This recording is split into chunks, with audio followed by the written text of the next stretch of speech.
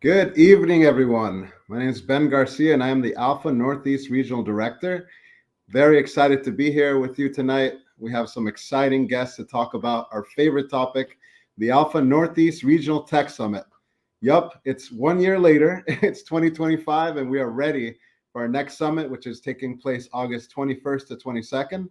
So next week, and talk a little bit about all the great things that are going to be taking place at this event, all the coordination that came to make this such a successful gathering. So we have a lot of things to talk about. We're also going to do some small giveaways. So make sure you stay around for those questions as well.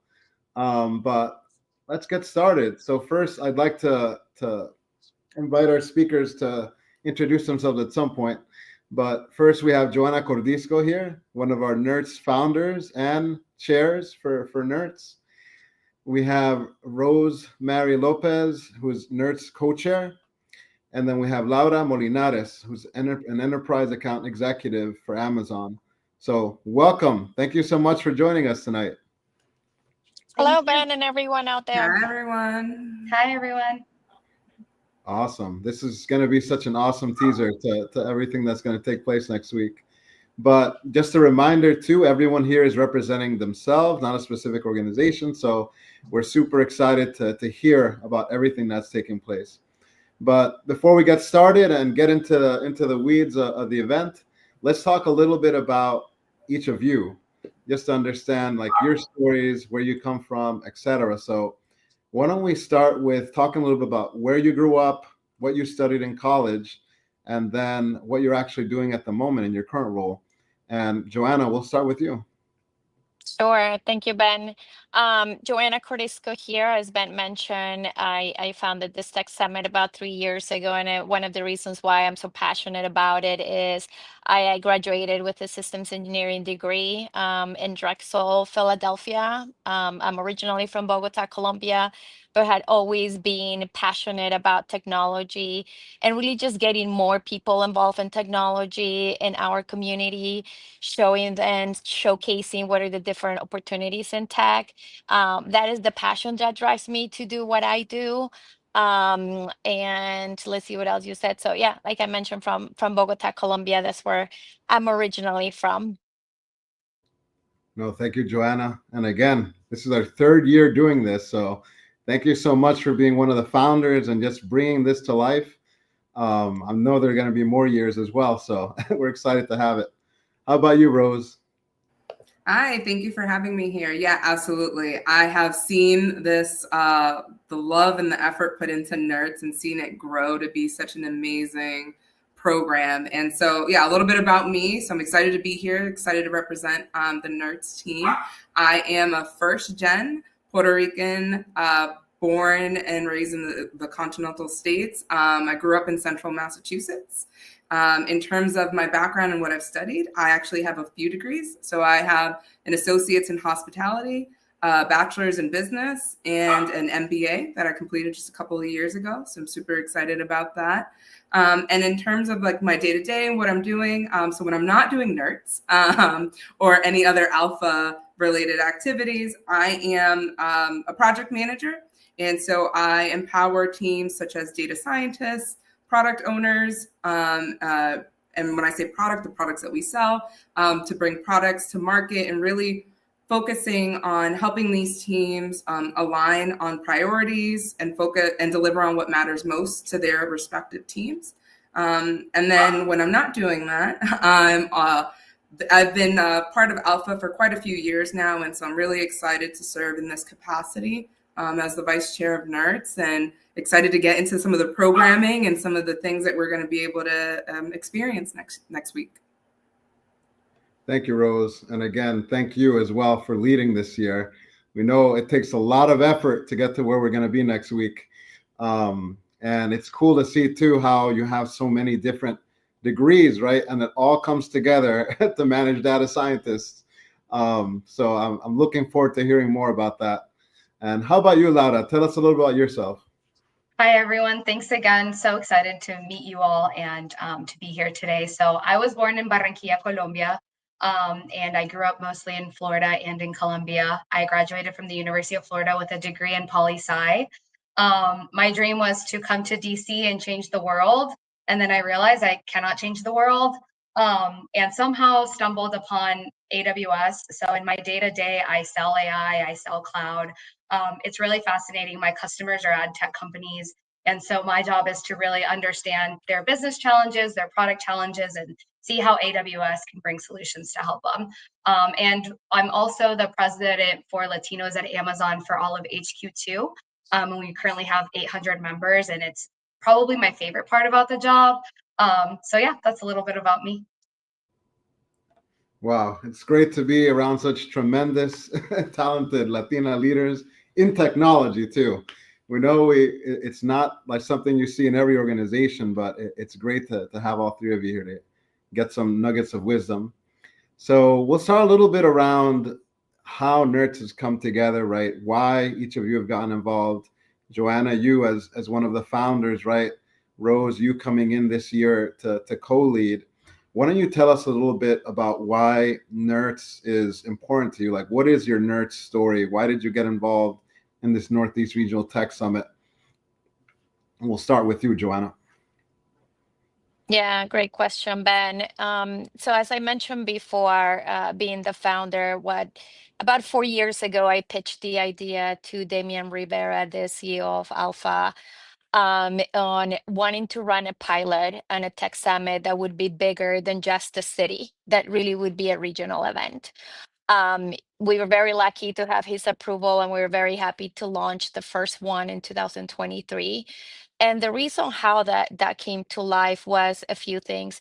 Being a female in technology, um, we realized that there was a lot of opportunity to upskill our community, right? Not just our community, but also just different backgrounds and different individuals that always wanted to be in tech but never really knew how to do that. We found this great opportunity to be able to do that. And so the focus was really on one, upskilling the members of Alpha to learn more technology. We had seen that over the last 5 years, technology is everywhere, right? And it's really critical at work, is really critical at home. And what we want to make sure is that our members stay ahead and that they understand what the future of that technology is going to look like. So one, it was again upskilling. Two, it was really demystifying technology. So there is this fear out there that you have to have had a degree in engineering, that you have to be a data architect, that you have to be a systems engineer to be able to be in the technology space. And fortunately for many of us, that is not true, right? There is roles like Rose just mentioned. She's a project manager, right? There is business analyst, there is data analyst. There's so many roles that people don't necessarily have to have that technology background. So that was the second focus, really demystifying that and helping people pivot into technology and helping them show how. And then third, it was really about creating synergies and collaboration with other organizations that are in the technology space. And those are community organizations. By that, I mean associations such as Latinas in Tech, such as High Tech, such as Taqueria, right? We want to do this in collaboration and in partnership with them because there's a coalition that we can form here to really provide all of those resources to our community, right? It's not just the Latinas in Tech members, it's not just the Alpha members, it's all of us, and showcasing and showing how everyone has resources that they can tap into and really coming together as a coalition. So those are the main things of what brought this to life and why I continue to stay part of this and continue to drive it forward.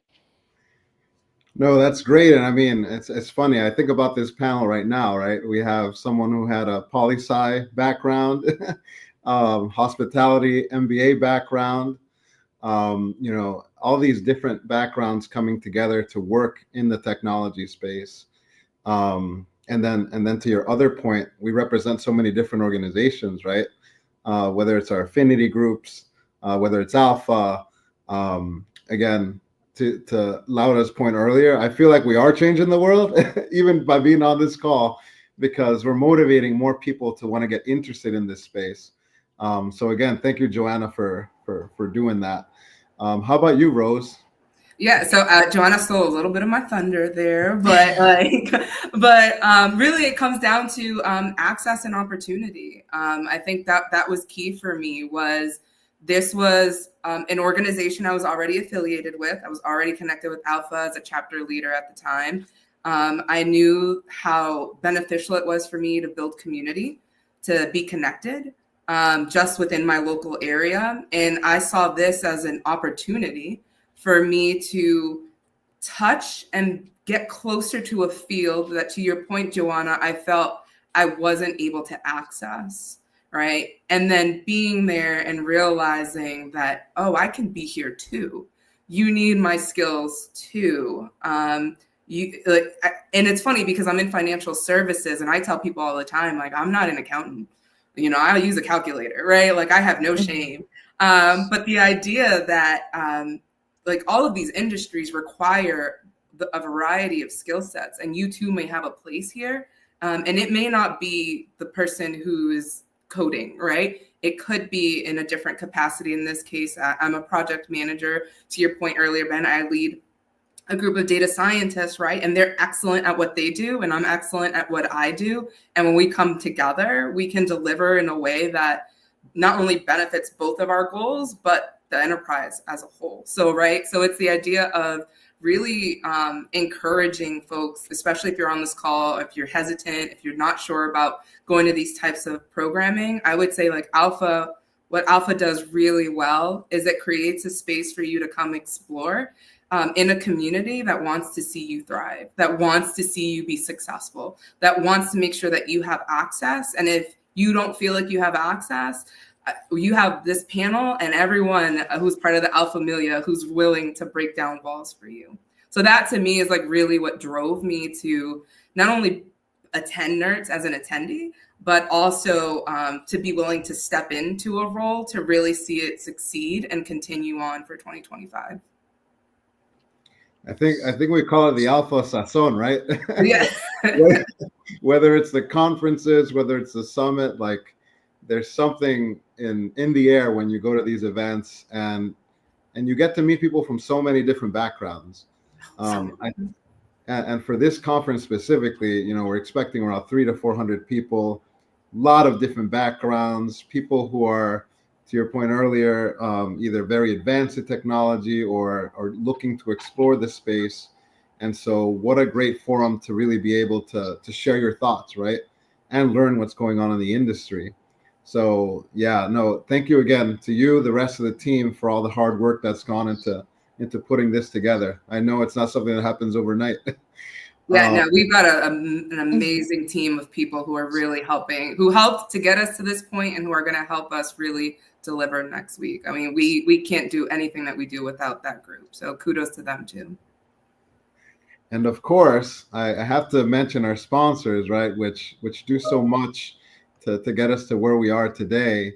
And the reason they're able to do that is because of the organizations, right, that they support internally to create a feeling of inclusion and belonging. And so that brings me up to my next question, right? All of us, one way or another, are involved in either an employee network, enterprise resource group. We call a lot of different things.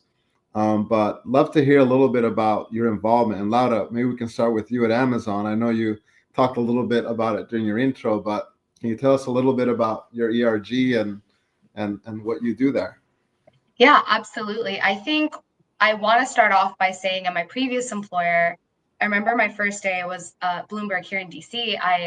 There was affinity groups for like all types of communities, but there wasn't one for Latinos. And mind you, this was like 2018, so pre-George Floyd. And I was like, why isn't there a group for Latinos? So I went to HR and I was like, hey, there's no group for Latinos. And they're like, oh, there's not many of you. And I'm like, that's the problem.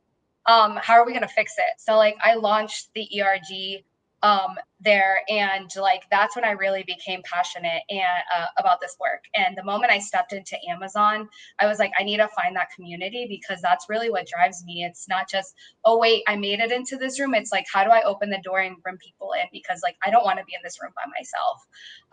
So with Latinos at Amazon, we're a huge org. I manage just the chapter for HQ2 alone. We're 800 people, and we do a lot of events around professional development, but a lot of it is just building community. A lot of times we are the only people in these rooms that look like ourselves or share the burdens of being first generation or immigrant that our peers will never understand. So even just having that sense of community, we do cafecito breaks, has been very beneficial in creating that strong community that you need. And that mentorship too, like always just like, hey, have you met this person? Have you met that person? Hey, you're trying to pivot into this role, meet that person. So a lot of it has been helping the community within Amazon that are Latinos or identify Latinos or allies, just like really be able to navigate some of these spaces that weren't always built for us or that we're not used to navigating.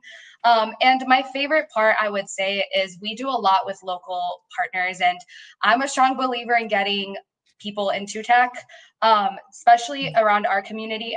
We have the AWS Skill Center, particularly here in Arlington, which is a local community center where people can take classes for free on AI, on cybersecurity, on cloud. All of this is free. And I think earlier we were talking about pivoting into tech. Oftentimes you don't need a degree sometimes to do some of these tech roles. You just need a certification that costs $200. And if these classes are free, I think of the students who might not always have access to college or like don't know what to do if they can't afford college or get into college. So I bring a lot of those students into the skill center and kind of teach them about the opportunities that there are in tech. And I would say that's probably my favorite part about the role. And then once a year, we do a massive celebration called Taste of Latin Cultura, where we bring in local community partners to just showcase to the Amazon community, like, hey, these are like local vendors that you can eat at, like these are local like dancers, these are like local nonprofits that you can support, and just really giving also them a taste of our community. So I think those are the ways that like I kind of like help with the ERG, and I would say that's probably my favorite and most rewarding part about the role at Amazon. No, thank you, Laura. I think that really offers, right, that balance that we're sometimes looking for, especially right as we're trying to give back to the community. The culture of our organizations is so important, and we need to see that, you know, it's supporting our different efforts. So thank you for sharing all that. How about you, Rose?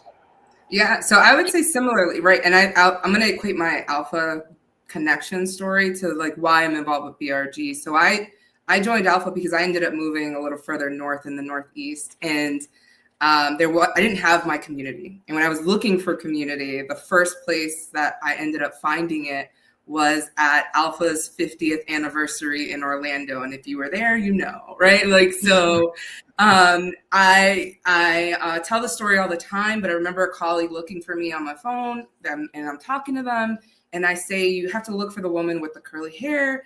And as soon as I said it, I don't know, something in me said to look up, but the wave of women with curly hair it struck me so much, and it was such an emotional moment. And I know it's like a thing about physicality, right? And it's not necessarily work, but it was about being in a space where I didn't have to explain my existence and I could just be.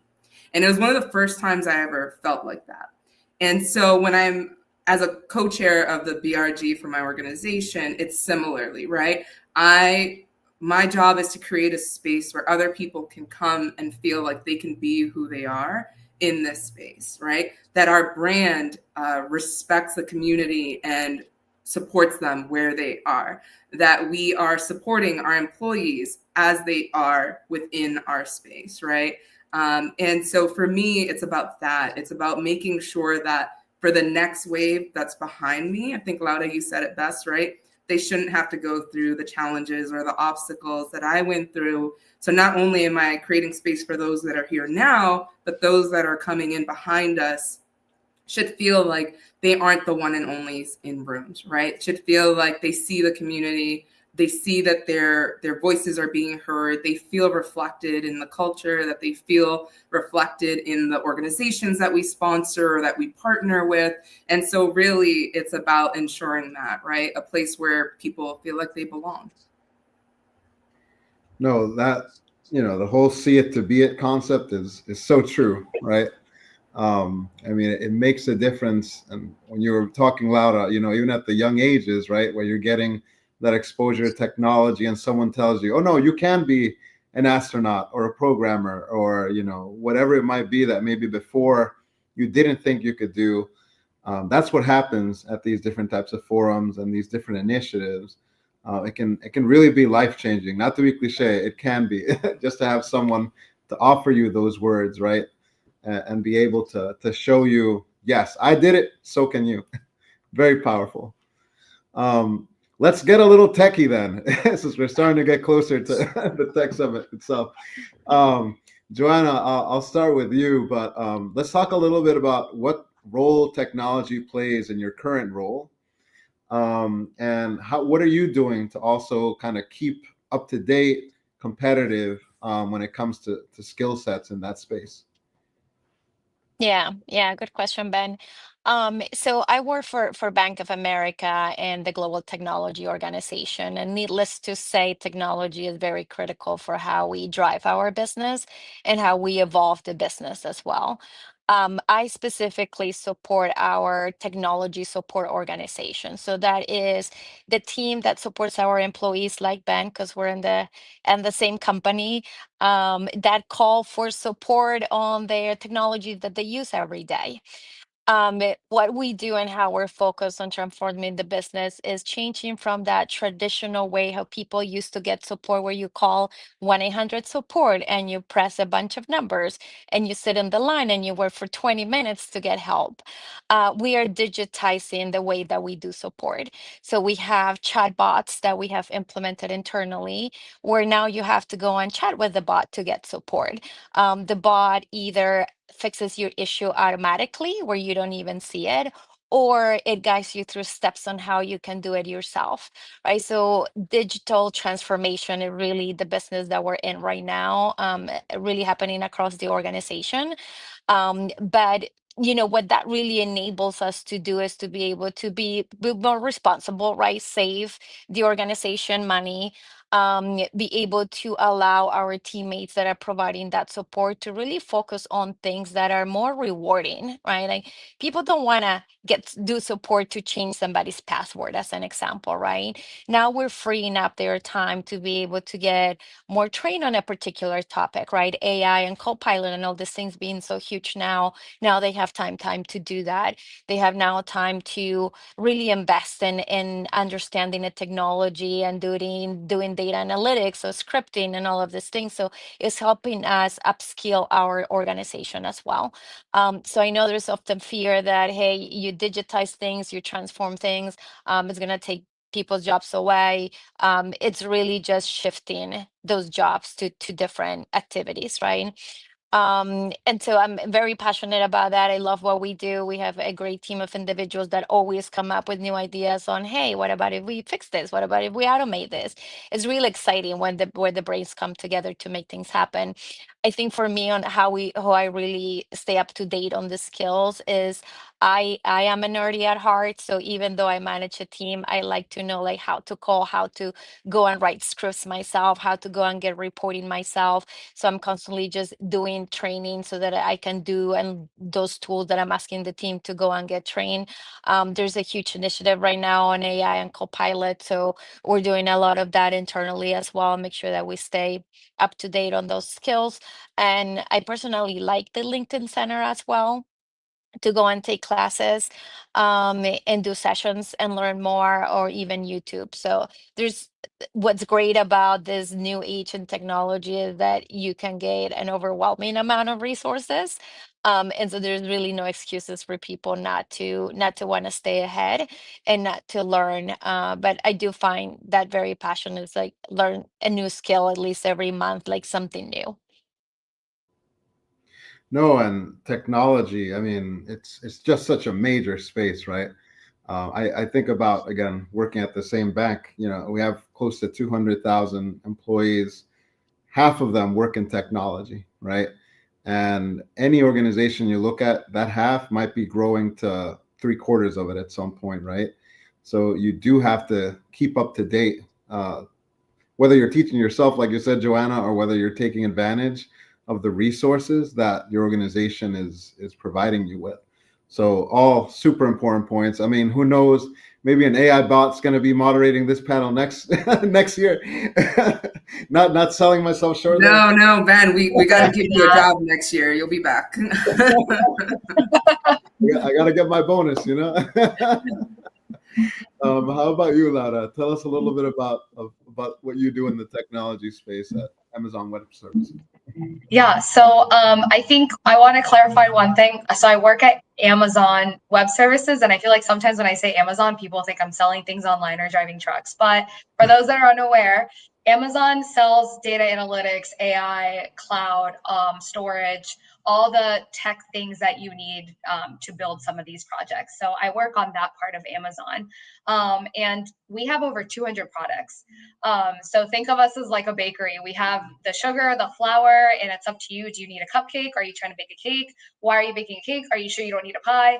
So a lot of my day-to-day is literally asking just questions to my customers, about their competitors, kind of like, what are you trying to build? And I do leverage a lot of internal. Amazon does have a lot of AI tools that I also we have a similar to ChatGPT called Cedric, and I'm like, Cedric, summarize this for me. Cedric, help me learn more about the customer. Cedric, can you tell me what my customer, any press releases and all of that. So I do use AI tools for efficiency. And then in terms of like staying up to date on what AI is, Amazon, AWS, we do have internal podcasts. And we have a lot of enablement sessions, and primarily because especially in my role, I'm very customer focused and I'm helping bring these products to market. I have to like really learn them. So we have a lot of internal podcasts that I've been leveraging, but I'm a big podcast girly in general. I've learned that like, okay, I love listening to music and like washing dishes, but now I'm like, podcasts have changed my mind. Like, I'm like, wow, now I'm like learning and washing dishes. So that's definitely one way too. Podcasts. There's a lot of tech podcasts out there that helps you just kind of sharpen your skills as you're like on the go, either commuting to work, commuting to the gym. The other thing too, AWS has so many certifications too, and I came from not knowing tech to getting the job and having 60 days to earn my cloud certification. And I say that just so you all know that if I can do it, you can do it. And that's the basic one. But if you want to go a little further, there's the solutions architect, there's DevOps, there's AI certifications, all of that. And that just allows you to kind of stay up to date. But it is hard because especially in the AI space, like it's quickly evolving. There's new stuff coming out every day. We just created a partnership with like OpenAI. We've been doing a lot of work with Anthropic. So it's been a lot to learn. But I think the advantage of like the internet era is we have access to information at our fingertips. So also if you are trying to get into tech and trying to understand all of the AI stuff. I'm not supposed to say this, but I'm a big fan of ChatGPT. And I had to explain AI to a lot of people who kind of are not technical.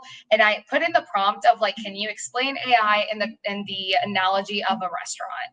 And if you put that in, I promise you will have a better understanding of AI, what foundation models are, what agentic AI is, all of that.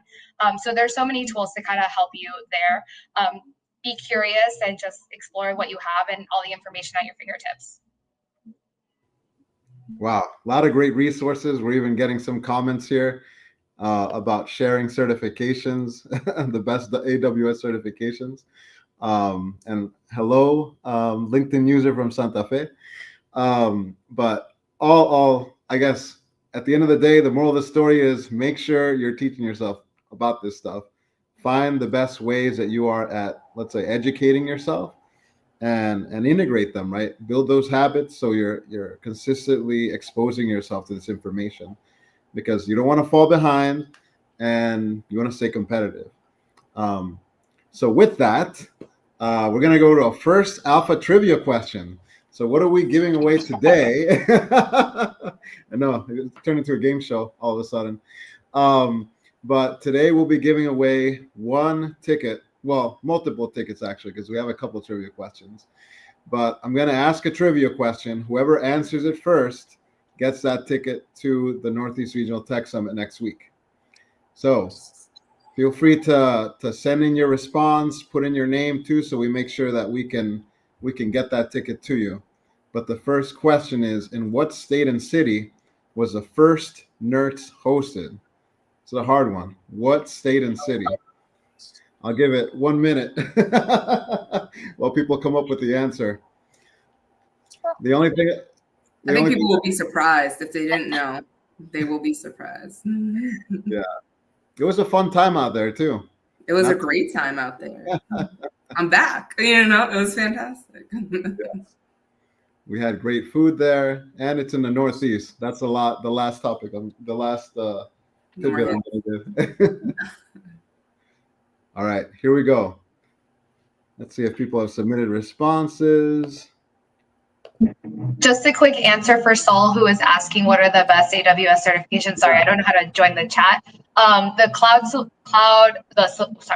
Cloud practitioner is the basic one, and then you can do solutions architect, and then you can do like AI security or whatever. But those are the best two: cloud practitioner and solutions architect. Awesome. You heard it here. All right. Here's a response. The first NERTS was hosted in Malvern, Pennsylvania.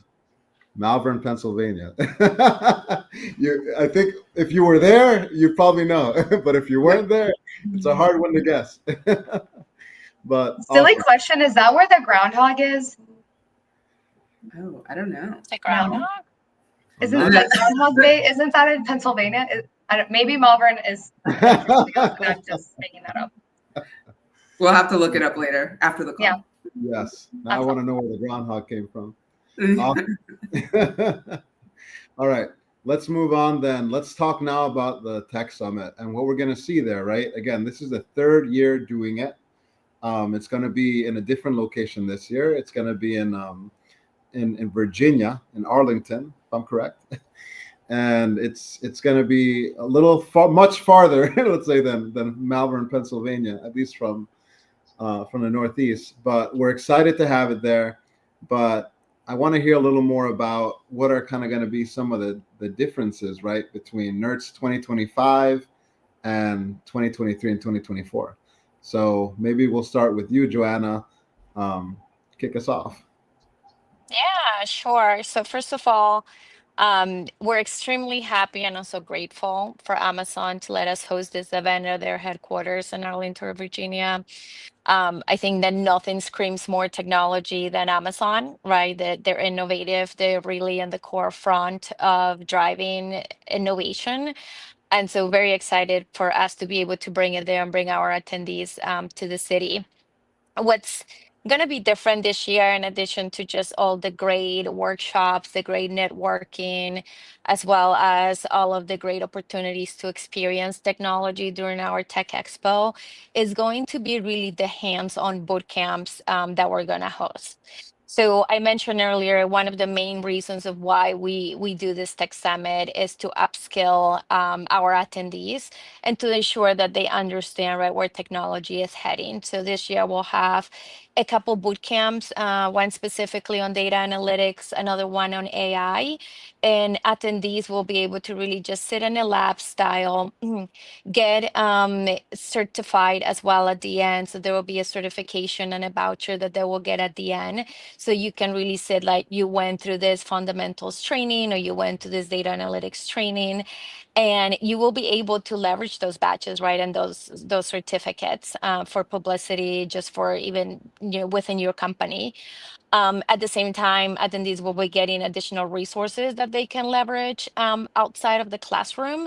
So after they leave, they will have additional resources that they can continue to explore on their own and really just do some self-learning at their own pace as well. So really excited to be able to bring that to the attendees this year. Thank you, Joanna. Excited for that. Can I build to that? Yeah. I was about to say. Yeah, no, and I think that's like such an amazing part about this is those boot camps that we have folks super excited for, to be actually able to touch the tech. I think we talked about it a little bit earlier, right? Being curious, not sure, and it's such a great way to actually get hands-on exposure time. We're all busy, we know it, right? And so dedicated time where you're actually focusing on developing yourself and touching something that you may not be comfortable with, or touching something that you are very familiar with, but you're excited to finally have focus time to really get into it. And on top of that, we are also new this year, Joanna, too, was as your brainchild, was the think tanks and our deep dives, right? Really intimate conversations with industry experts about the various topics that we're going to be having sessions on, but an opportunity to really be proximal to other professionals, other experts within your field or area of interest, and just understanding how they problem solve, how they express their curiosity, and even the solutioning of ideas, keeping in mind, we said earlier, right, we have attendees from different industries, different backgrounds, and taking those practices and principles and seeing how they take that and apply it to problems to solution around is going to be a really exciting opportunity for attendees to, again, right, you may not, if you're virtual, you may not have opportunities to ideate or really bring forward some potential solutioning. And if you're not sure something might or might not work, it's such a great place to start exploring with some of those ideas. So that's something that we're really excited for too. Can I add one thing, Ben? I think that's like fascinating because I think one of the hardest things about people pivoting into tech is that sometimes people limit themselves to what they know instead of like saying, hi, I can learn that. It's like people are sometimes scared to jump into a job or to try something new because it's like, oh, I don't know that. I've never learned that. And it's like, well, how wonderful is it that you're given the opportunity to actually learn it? Like in a setting that's like very fun, interactive, and obviously in your community. So I just want to say that's incredible. Yeah, no, it's that low stakes, high impact, right? Because you can leave and you might feel refreshed and energized and honestly confident enough to really explore and touch it, right? Because I think you've all said it best, like do it, touch it, get involved, start the trainings, start the program. And it's such a great way to jumpstart that for you. So I look forward to seeing you all there. Great point, just Laura, based on what you mentioned as well, is the ability for those that are in the room to connect with others that either have the same interest or might be a little bit more advanced, right? And be able to make that connection to lose a little bit of that fear and really get some perspective from them. This is how I did it, right? Because we have a lot of that happening throughout the summit is, oh, I can connect with you and show you like how I was able to do this, right? Or oh, I know that you're great at project management, right? Can you show me? Or do you have any tips, any connections? So there's a lot of those conversations that are so powerful for what we're doing here. Yeah, no, I'm really looking forward to that rich networking. It's one of my favorite parts. Laura, this is your first time coming to Nerds. So, we're excited to have you. And again, like Joanna mentioned earlier, we're super thankful to Amazon for hosting us at their headquarters. What are you looking forward to the most? What are you the most excited about? Seeing so many Latinos in a room excited to hear about tech, because I cannot tell you how many times I'm the only Latina in the room. And it's like what Rosemary said, what Joanna says, there's something that just fuels you when you're surrounded by people that look like you, that can share the same experiences, that are first gen and know, like they're navigating the same world as you. Because oftentimes in these spaces, you're like, my peers don't understand what I've had to go through to get here. And why it's so important that I open the door for others. So I think I'm so excited.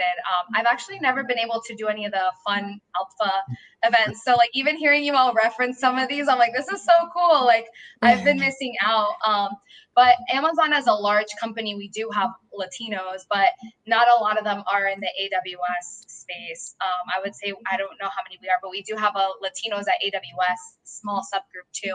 And I want to say there's like 150 Latinos in there. So like to see 500 Latinos in one room at Amazon, just like people eager to learn about tech, like networking, I think is so important in our careers. And I think having that opportunity and to learn from others and hear how they did it, I think like that's what I'm most excited about, is really for us to be together as a community.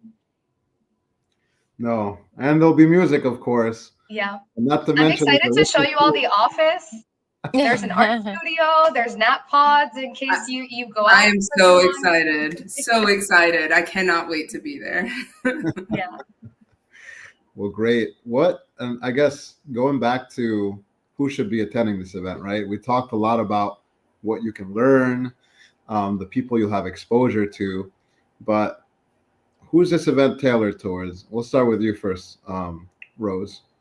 Yeah, I would say it's open to all career levels, right? I think you've heard us already kind of go back and forth with the idea of being able to touch it, explore, but also with the idea of subject matter experts who are looking to get fresh perspectives, who are looking to, in your case, Laura, you said, right, to be in community and build connection. And so I think what you'll find at NERDS is that there is a little bit for everyone, right? And so it's just about making sure that you're clear with what you want to get out of this, and making sure that when you come and you prep with the agenda ahead of time, that you get into the workshops and the panels or the sessions that really speak to where you are and maybe where you want to go, or even where you're curious about stepping into. So I would say, like, again, open to all career levels, and all experience levels with technology, right? So if you've never touched it, which I doubt because we've all got phones and you had to register, or if you are a longtime subject matter expert, this is for you. Great. And before I pass over to Laura, just want to invite everyone to start submitting your questions, right? Because we're going to get to the Q&A piece in a moment. But Laura, feel free to add. Who should be coming to this event? Anything else you'd add to Rose's comments? I agree that anyone that's interested in tech, and I think oftentimes people have this misconception that tech is engineering, but like, for example, like one of our largest customers is the NFL. Like if you like sports, there's a place for you in tech. If you like video games, there's a space for you in tech. Tech touches every aspect. It's everywhere. It's in healthcare, it's in banking, it's all around. So there's tech for everyone. And if you're just interested in just seeing what it's about, how to tap in, like this is a great opportunity to do it. And I mentioned it before, I did not come from a technical background at all. And now I'm deep in the AI stuff. So as you can see, if I can do it, anyone can get involved in this space too. It just takes being curious and, you know, navigating some of these wonderful resources that are available that ALPFA makes possible. No, thank you, Laura. And just as a reminder, Monday is when the tickets close. They might even close earlier, right? Depending on capacity constraints. But just want to put that reminder out there in case you haven't gotten your ticket yet. So what I'm going to do now is I'll go to our next trivia question, and then we're going to open it up to Q&A. But I'll open it up with a question for our audience. So who was the lead sponsor for NERDS 2024? So last year, who was the lead sponsor? And while we talk about that, let's look through a few of these comments. I think someone got your Groundhog Day response. Yeah. It's not Malvern, it's Stolwani or whatever. I cannot pronounce that. I know that. I'm better at tech than I am at geography, clearly. Yeah, I can't even put a Latino accent to that. So Right. That's one of those you can't fake it till you make it moments. Sorry. And then we had Saul who said, the moment you lock eyes from across the room is magical. So true. You meet so many people from different backgrounds and you make those connections. You never know what mentors, sponsors, or even long-term friendships, right, come from these types of events. So definitely worth the investment. Okay, I'm going to give the response. The answer is Vanguard. Vanguard was our lead sponsor for last year. And that's why we were in Malvern, Pennsylvania, because that's where they have one of their headquarters. Which great time, great memories, right, Joanna? Really delicious food. Oh my gosh. Really great memories. Really great connections too from that time. Yeah. No, it was a great experience, and we got to tour a different part of Pennsylvania. So exciting times, definitely. All right. So let's open it up to Q&A from the audience. I'll let our production assistant let us know if there are any questions that are coming from the audience. And so I guess while we wait for that to come through, let's see. No questions yet. Okay. I guess Are there any other surprises, Joanna, that we should be aware of, or anything else that we should do to make sure we're prepared before we get to Arlington, Virginia, either Thursday of next week? I mean, we're all prepared on our side. We are just eagerly waiting for everyone to walk into that building and have a great experience. Just say always bring your ID with you. That's always required. So don't forget your ID. Don't forget a great attitude. If you are going to be in the boot camps, you're going to need a laptop of your own. So make sure you register for those boot camps. We do not have lab computers. So we do need you to bring your laptop so that you can connect to the lab to be able to do those hand-on exercises. So those are a few things that come to mind on things that you should remember. But just really excited for the day to come. It's like the anticipation is the last few days is always the the big thing. Yeah, I'll say too, for those who went to convention, we do not have Bad Bunny tickets. So I just want to level set on some expectations as you come to Nerds. But it'll be just Maybe as next fun. year. It'll be just as amazing, without a casita, but we will do our best.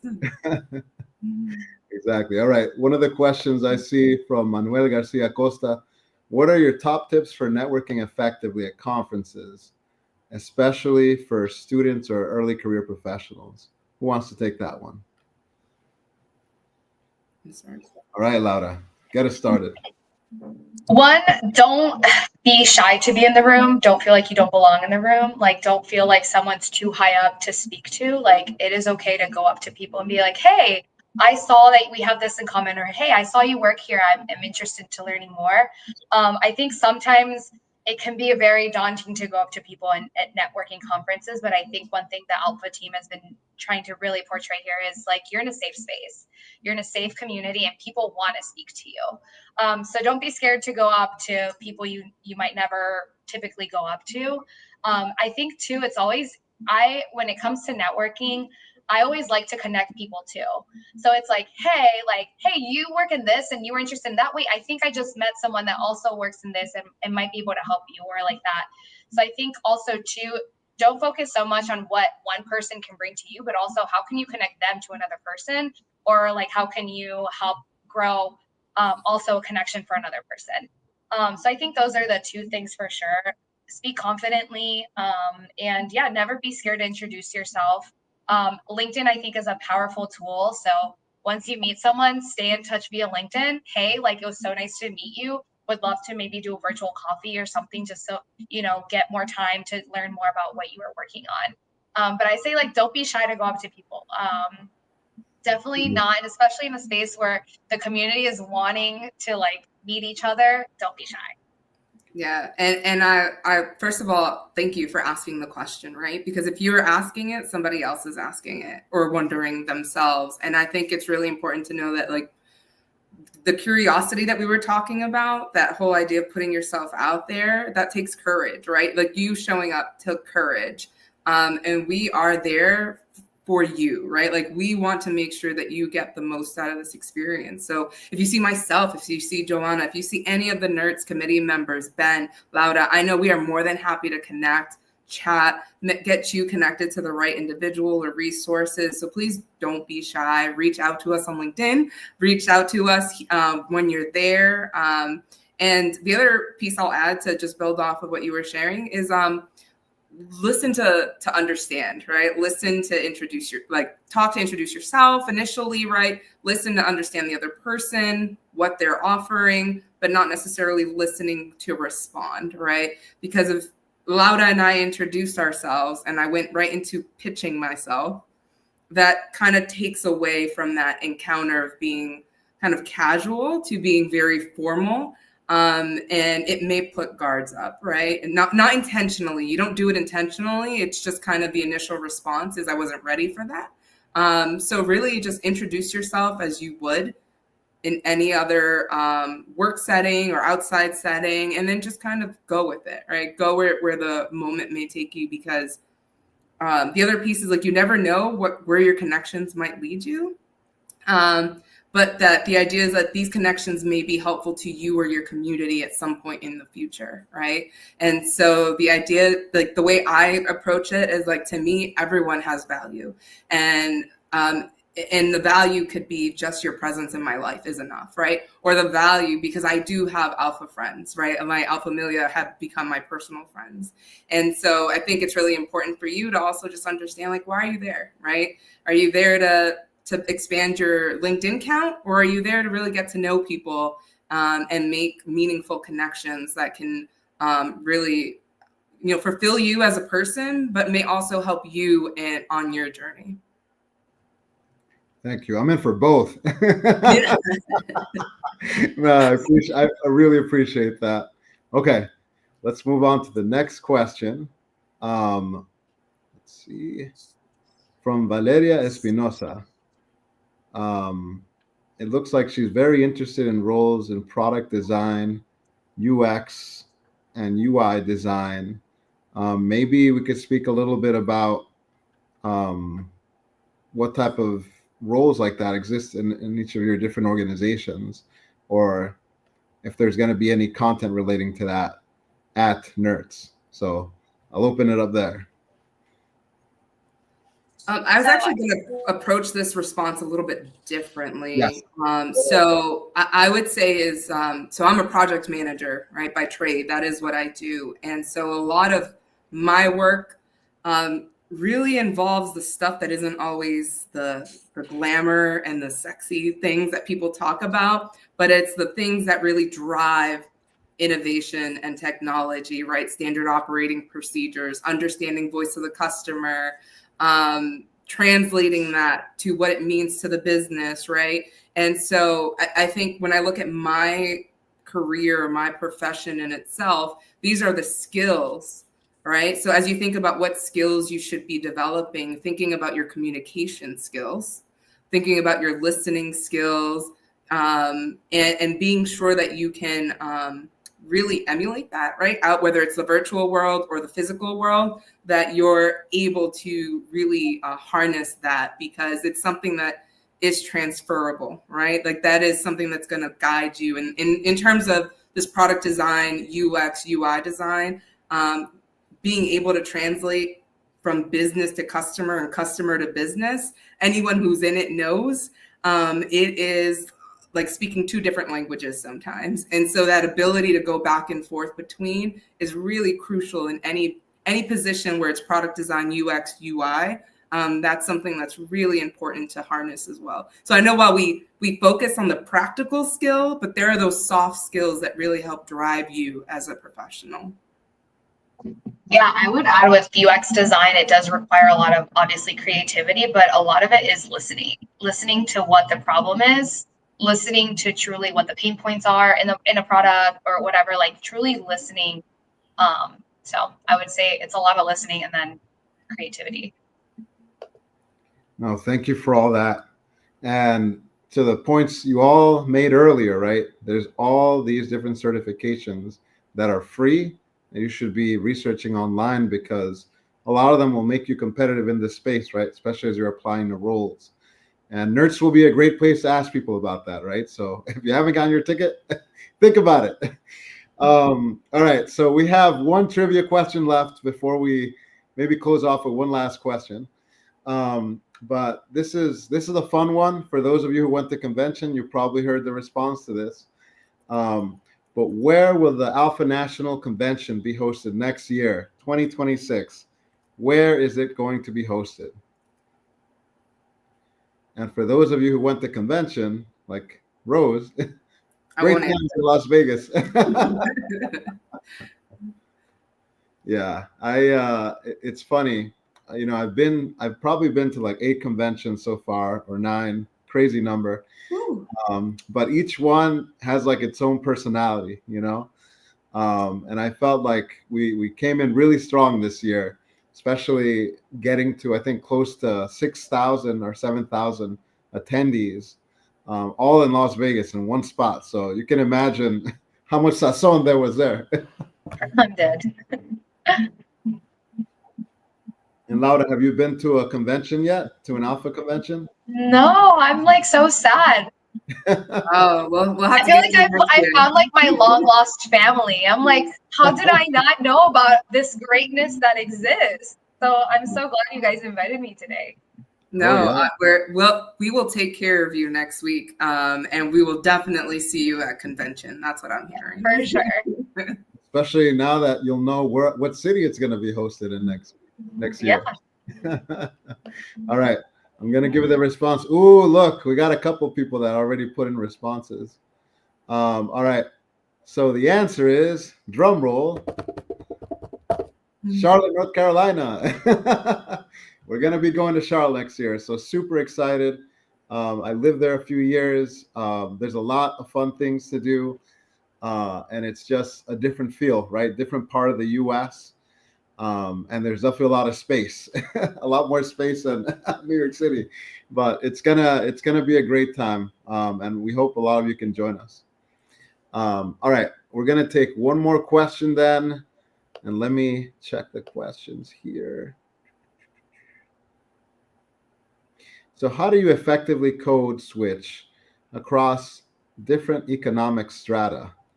Interesting. So people who come from different economic or income levels. I can take this one. Go ahead. Yeah. So I will say that I did not grow up middle class. At best, lowest rung of that middle class, tethering on the poverty line, right? And so for me, it was really being comfortable with myself above all else, with who I am, my values, the things that matter to me, the conversations I'm willing to engage in, the conversations I know I want no participation in. That's like step one, right? Like, who are you, right? And then once you know that, now when you're engaging with other people, I just look at other folks as just another person, right? Your title is something that was given to you by someone else, some employer, but who you are, I don't know until we've had this exchange. Your title might get you in a door, but your title is not going to keep you there. Your title is not going to keep me engaged in this conversation at a networking event like we were talking earlier. That may not be enough, right? And so really, to me, it's who are you as a person? And that's where I enter all my conversations with, right? I'm looking at you as a person. I want to get to know you as a person. Everything else just kind of comes with time. I can't tell you how many people I've met and I've engaged with baseline, very low level conversations. Because I had no issues. I wasn't concerned with what your title was. I saw you, Ben, you were talking to somebody I knew. I introduced myself because if they know you, then I might want to get to know you. And so hey, I'm so-and-so. This is what why I'm here. And let's chat. Tell me about yourself, right? Everyone loves to talk about themselves. So that's always a great icebreaker when you don't know someone, when you're a little uncomfortable and you're not sure. Have them tell you their story. What brought you to this event, the summit next week, right? That's a great question. What brought you to the summit? What are you hoping to gain out of this? Because that also opens the door to what we were talking about earlier, where you now, like Laura said, can be a connector for someone, because now this person may be here to meet someone in the question we had earlier who does product design and UI because they're curious. And now you've met someone and now you can bridge that gap for them and you become a hero, right, in that story. And so I don't think there's a easy, clean, black and white answer to that. I think there's a little bit of complexity. But if you've got more questions, I'm happy to connect on LinkedIn through messaging and answer anything related to that. I think too, something that's so important, I think a lot of us navigate code switching in our jobs. A lot of us don't maybe come from the same background as our peers, but you belong in the room. Never, just because you don't look like everyone in the room, maybe you have tattoos, maybe you have an accent, maybe you speak with your hands more, maybe you want to punch somebody and it shows and you don't know how to hide that. Like, that's okay. Just because you don't look like everyone in there does not mean you don't belong. And so own it, be unapologetic. I can't even say it. Unapologetic. I can't even say it. You got it. You got it. You got it. We knew. But you know, you have tattoos and you're scared to show them off. Like I can imagine, you know. But you belong in the room for a reason, and you know, you bring something to the table, your ideas, the presence, you know, you have experience that no one else in the room has, like, and own it. Like one of my old jobs, I worked with a bunch of kids, like all the sons and daughters of like CEOs. And I remember one day they were all talking about like Christmas, and they're like, oh, Christmas. And I used to get all these gifts. And I was like, my mom never let me believe in Santa Claus because she was a single mother and she could only afford to get me one present. And she's like, I'm not going to let him take credit for it. She's like, I worked hard to get you this Barbie doll. So I never believed in Santa. And so like, sometimes I'm just like, hey, like, I'm not like you. And like, that's okay. Like, I bring up jokes sometimes and I'm like, yeah, sorry. Like, I can't relate to that. I unfortunately had a mom that was, you know, had to work hard and she didn't want some Santa Claus to take credit for all her hard work and getting me a present. But you belong in the room. Like never think you don't belong in the room, because you do. Yeah, I think you summarized that so well, Laura. Like, your perspective is nuanced. It's yours. No one else has it. Like, that is your superpower. Like, your perspectives that you bring, I have no shame, because I promise you that, especially in some of our spaces, not all of them, but some of them, you deal with people who are very homogenous and may not have had a variety of perspectives presented to them. And so your idea, you might even think they must know this, right? This is obvious. This isn't something, and everyone must know this. And then you share your insights, and then you realize actually they wouldn't have. They don't have that perspective that you were able to bring to the table. And so just to Laura's point, like, if you're there, and especially if you were invited, you belong there. Wow. Very powerful way to end this panel. We're even a minute over time, but those words needed to be shared. You all belong there, especially in these different spaces. So thank you so much, Rose, Laura. I know Joanna is with us in spirit. I'm sure she was facing some issues, but this was a very rich conversation. We hope we answered most of the questions, right, relating to the NERTS event next week. Again, it's going to be August 21st to 22nd in Arlington, Virginia. Check out the alpha.org website where we have all the details on the event. And like I said, they might sell out before Monday, so make sure you get your ticket if you haven't already. But thank you all for your time, and I hope you all have a great night, or earlier for those of you in other time zones. So take care, everybody. Thank you. Can't wait to see you all next week. Yes. See you next week. Bye. Good night.